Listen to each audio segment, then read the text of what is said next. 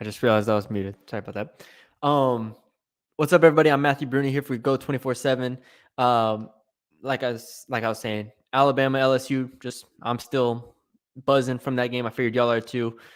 So I just wanted to do a quick live stream with y'all, answer your questions, comments, talk about the game real quick because what a game it was. Wherever you're watching this, Facebook like it, YouTube like it, Twitter retweet it. Wherever you're watching this, I appreciate it.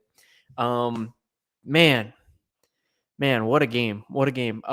Here I have the share screen option here. So this is what we're going to talk about a lot. We're going to talk about a lot. If we had a QB, we would have won this game and more. Yeah, that's a good place to start. Let's start on offense. Why not? Let's start with the bad, I guess. Max Johnson finishes the game 16 of 32, 160 yards, 2 touchdowns, 1 pick. And I don't even think he was as good as those numbers indicated. Obviously, he had those 2 late completions. I personally felt like he got through his progressions really slowly. I feel like he didn't know what Alabama's defense was even in for a lot of the time. They did a good job mixing it up between the zone and man schemes. But then once Alabama started bringing pressure, it was really over, right? I thought Cam Wire really struggled on the outside. They struggled in blitz pickup in a couple areas. They had to keep a running back in to block a lot, as we've known that they've done for a lot of the year. And as a result, the receivers, even when they were open, were not found. So, and then you look at it. If Kayshon Boutte is healthy, I'll say this: if Kayshon Boutte was healthy, I think it just makes a huge difference in this game because the way that LSU was attacking Alabama's man, the receivers just aren't good enough, in my opinion, or at least not yet. Right? Like you have the young players, Brian Thomas, among us, and Jack Besh and whatnot, but Jeray Jenkins, Trey Palmer had 2 receptions. Jack Besh is obviously the best receiver on the team at this moment to me, but still, it just wasn't enough from a receiver standpoint. And then when they were open, Max Johnson couldn't make the throws. So I have enough blame to go around as far as offense goes.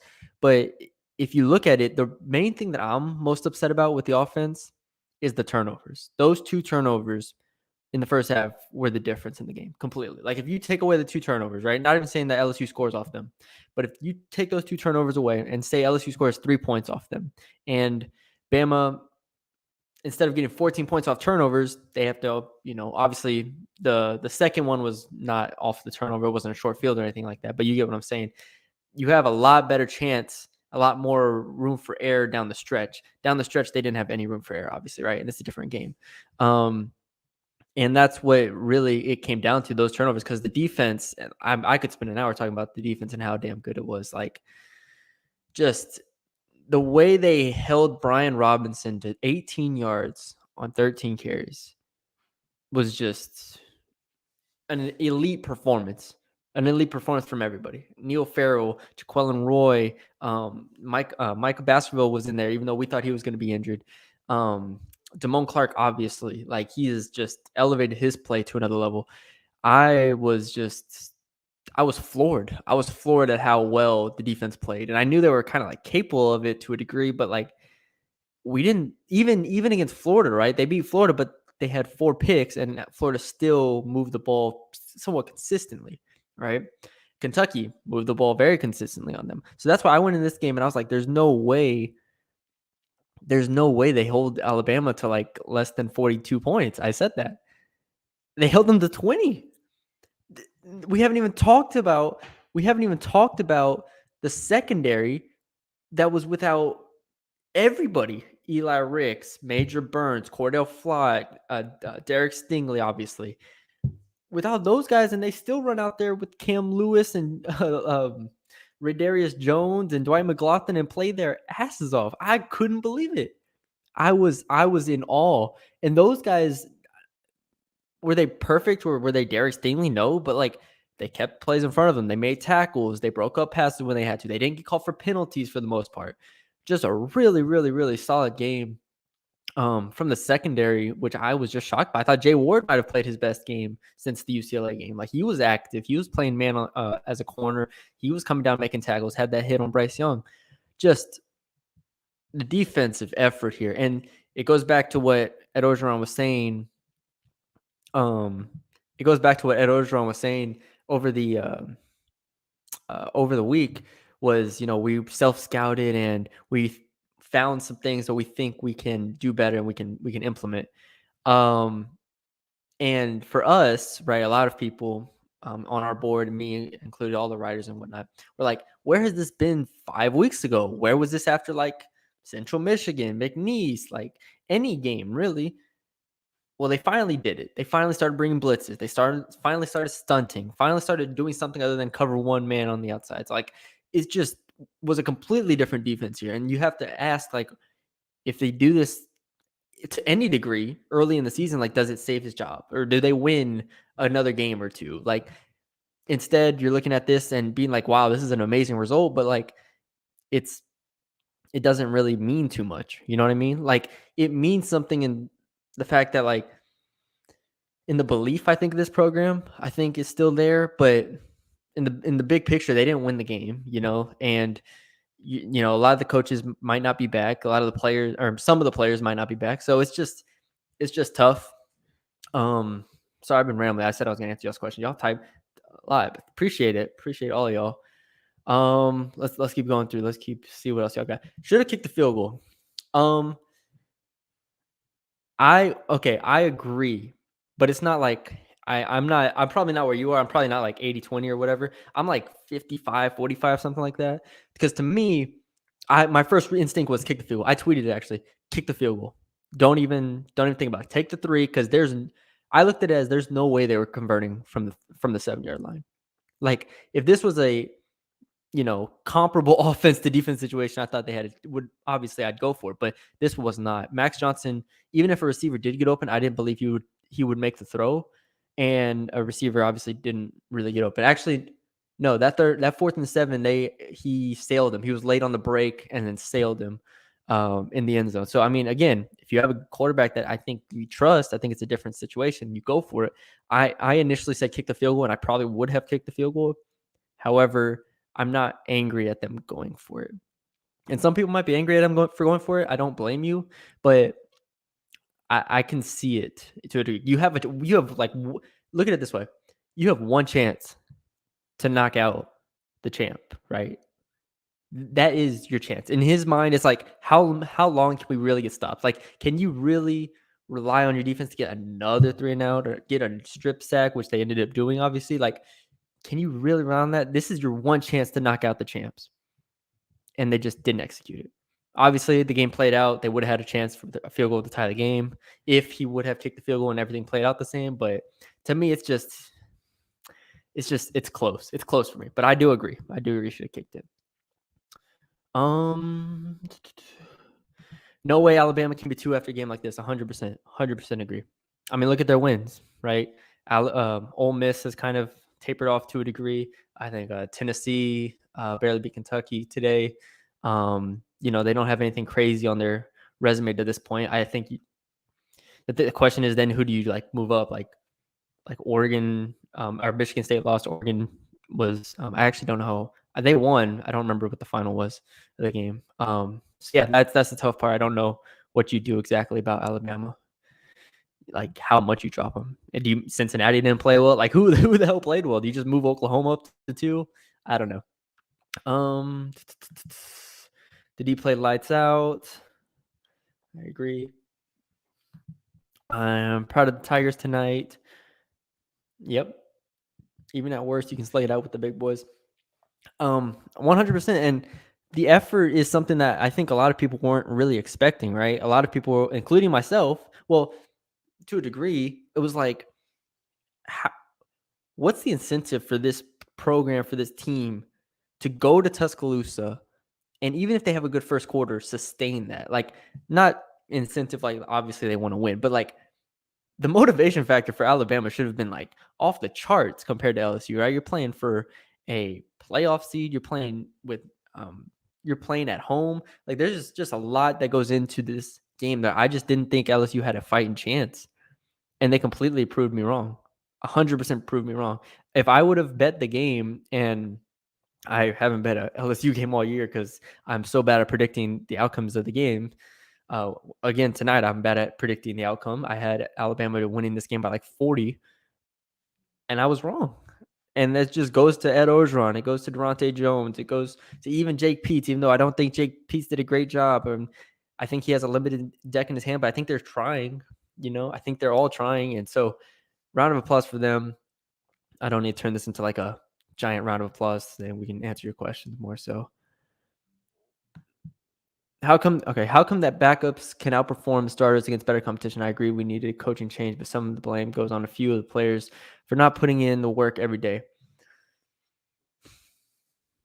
So the games we saw, the quality, the top end players, obviously against good teams, was UCLA, and obviously they didn't win that game. Auburn, right? Mississippi State to a degree. I mean, but even those, like, they were kind of banged up. My problem is this felt like a lot more. I think one thing is emotion, and that's one thing that I think, dealing with college sports, it's a little different than I think NFL, which is so rigid. I think the emotion is a real thing to a degree with 18 to 22-year-olds. And just they respond to it differently. And I don't know. I think if you have Derek Stingley, if you have Keishon Butte, I think if you have a couple more of these starters, I think you win this game. And that's not to say that, like, and so I don't agree that, and I don't think you're making this point, but they're not better, right? Raydarius Jones isn't better than Eli Ricks, but when Raydarius Jones is asked to do a specific task in a high emotion environment, he did his job. And I think Eli Ricks could do that too. But this game was just so unique. And you get these games every now and then, right? The Florida game, this game, where once things start clicking and the other team starts shaking, you get confident. UCLA didn't fold. I'm not saying Alabama and Florida folded, but you know what I mean. UCLA didn't fold. Auburn didn't fold. Those teams won those games. And in these games, I mean, in against Alabama and Florida, I think those teams just played with more emotion than LSU did. So I think, and that is a bad thing. Obviously, you don't want to just play with emotion, but I don't think this team is. I think there's a reason why Ed Orgeron's on his way out, right? Like, you can't play with emotion only, and that's what it feels like. Good question though, or good statement, comment, whatever it is. About time they started going back to Besh. I wrote that actually. I wrote that in the story of 5 players I'm excited to watch. But Jack Bech was one of them because he had a really quiet past 3 games. Max Johnson is absolutely at fault for losing this game for us. Kid has no check down ability. He loves to hang on the ball. He does love to hang on the ball. That was it was annoying. I go back to the receivers. I don't think are very good at this point without Keishon Butte. Keishon Butte makes everybody else better. I think the offensive line wasn't good either. I mean, I kind of repeated all this stuff already, but I definitely think Max Johnson did not play well, and I don't think he's a good quarterback. I've been saying this. I said this since Central Michigan. I think Garrett Nussmeier is a more talented quarterback, but they really want to redshirt him. So I think we see him against ULM a lot, though. I think we see him like a whole half against ULM. That's Garrett Nussmeier.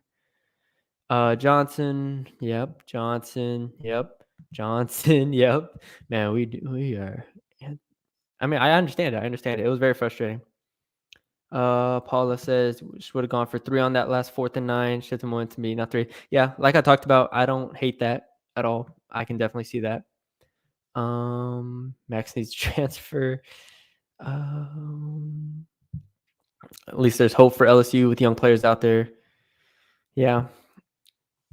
Need to recruit 8-foot receivers. Thank you, David. Play calling sucks. I still put, I think it's like more, I think it's still 50-50 for me to a degree. Not saying Pizza's good, but holy hell, I think just like the offensive line, Cam Wire just struggled. Like, a lot of the offensive linemen struggled to a degree. And understandably, it's Alabama, but still, this offensive line was supposed to be able to hang with Alabama, and I don't think they did, which kind of limited them. The run plays worked, so you can't really complain about that too much. Yep, Steven says O-line sucked. I agree. Put Max in the transfer portal instead of Miles. Where's Nussmeier? They're going to redshirt him. They seem intent on redshirting him. Like I said, I think he plays against UL Monroe like an entire half, pretty much. And then I don't think we see him again. But we'll see. Clark is a first-round pick. Damone Clark is lighting it up 100%. I don't think he's a first-round pick, but I think he's really, really good. Max Johnson.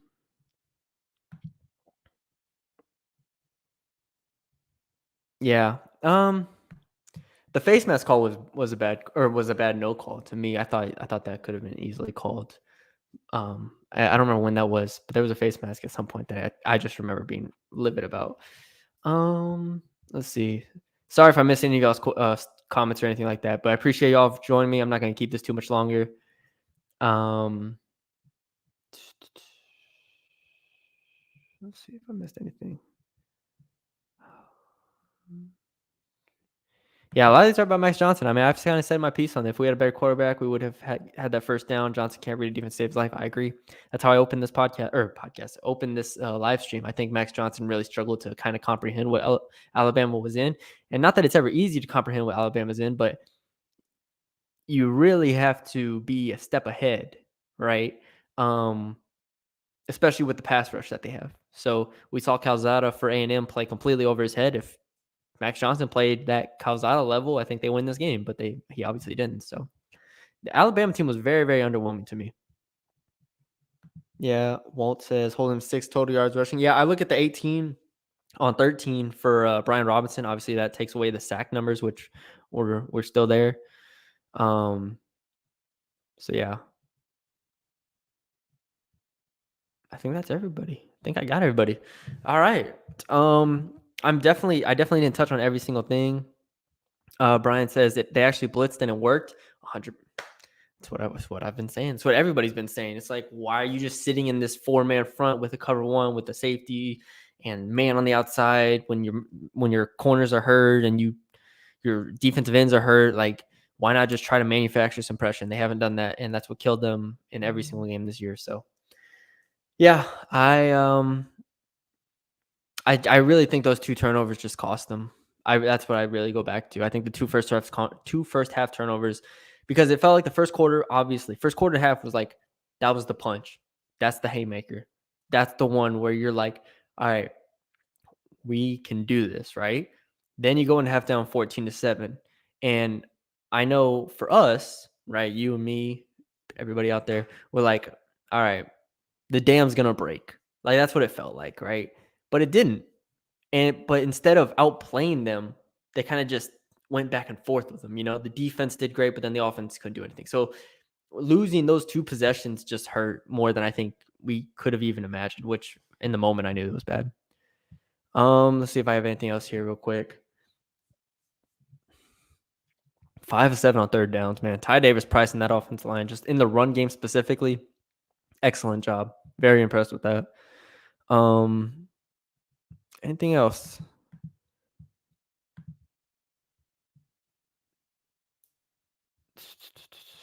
Ready to replace Coach O? I mean, it's gonna happen, so it doesn't matter if I'm ready for it or not. Yeah, I mean, I'm kind of ready for it at this point. I think he's obviously a great recruiter. I think he can do things right with the right talent and position. I think this has been a horrible situation this year. I will say that as far as injuries go, not something that obviously he can control to a degree. So he's been unlucky in that aspect. But you can't go 4-4 and 5-5 or 4-5, whatever 4-5 and he is at this point. You can't go 4-5 at LSU here, back-to-back years basically. So, all right, see if anybody else. Do you think we should start Nussmeier? I think it's time to start him. They don't want to burn his red shirt. I think he's more talented than Max. He's better arm talent. I don't think he would be worse than Max, but like, do I know he'd be better? I don't know that, or how much better, right? Do you want to burn a whole year of redshirting just to see? I don't think they want to. And I think that's really honestly good on Ogeron and Pete's part to not redshirt him. That's kind of like a really unselfish thing to do. Like it'd be easy to just be like, all right, let's just throw Garrett out there and burn his red shirt. Like I'm not coming back next year, but they are. So they're being unselfish. So give them a little credit there. A couple people said wish we kept Ogeron for recruiting. Yeah, man. Ogeron knows how to recruit. Louisiana especially. Like you go down the list of you go to like the Louisiana class of like 2021, 2020, 2022. LSU, LSU, LSU, LSU, LSU, LSU. He gets all of them. They've had a top 5 class the past 3 years. He's a great recruiter. It just sucks that like obviously recruiting only doesn't win you games. Like you have to do something else on the field as well. And that's where you have to hire great assistants, right? And that's what went right in 2019. It's been talked about a lot. I don't want to rehash that, but hire great assistants and this team looks different. He hasn't hired great assistants. So that's really the fall. Oh my God. All right. We're still rolling with questions. All right. Who's going to be the next coach? I don't know. If I knew, I'd probably like find a casino and find those props and just place up a lot of money on it. I think that's illegal. Is that illegal? It's probably illegal. Insider gambling. So no, I wouldn't do that actually because I do not break the law. But regardless, I don't know. You throw out all the normal names. I think Jimbo, Mel Tucker, Billy Napier, I think is in there, but I don't think it's like a huge shot. I don't know. I cannot answer that question, so I will not speculate. Mike Stoops would be interesting. Yeah, man, he does need to throw the ball away. I agree, Ryan. He had that one hold or where he held on the ball and lost like 4 yards. I was like, why? All right. Anybody else? Being a left-hander, Johnson naturally wants to roll to his left. Yes. To his left, he was rolling right into the defensive end constantly on that side. Seemed they should have chipped that guy double team. I mean, why even roll him to the right when he's left-handed? I tweeted about this like 4 times. The man is left-handed, rolling to his right, has to turn, set his feet, and throw the ball. And it resulted in a couple of deflected passes. I was like, why? What are we doing here? Yeah, I don't know. All right, anything else? Yeah, Jim, I kind of talked about that already, but yeah, the play calling I think was stale, but I also don't think the offense's ability to execute was very good either. Like the offensive line, running back, or not running backs, but the offensive line, receivers couldn't really get separation.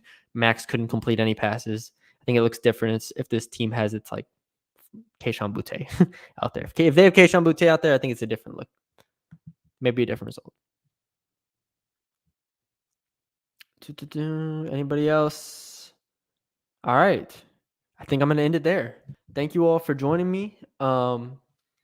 It's been a lot of fun. I think, yeah, this will stay up on YouTube. So if you missed any of this, check it out on YouTube. I think it'll stay up on all the platforms that we did it. We'll have a podcast out tomorrow with me and Shay Dixon. Kind of going a little more depth here, I guess. If not, though, Shay and Billy podcast on Monday. Check that out. They will talk about the game. To kind of talk about big picture type stuff. That's always interesting. Maybe get into some coaching stuff as well. So check that out. Podcast Go 247. It's on Spotify, Apple, YouTube, wherever you get your podcast. Check all that out. Subscribe. We appreciate y'all. Check out the VIP board on our site as well. And yeah, I appreciate everybody for joining me. Y'all take it easy.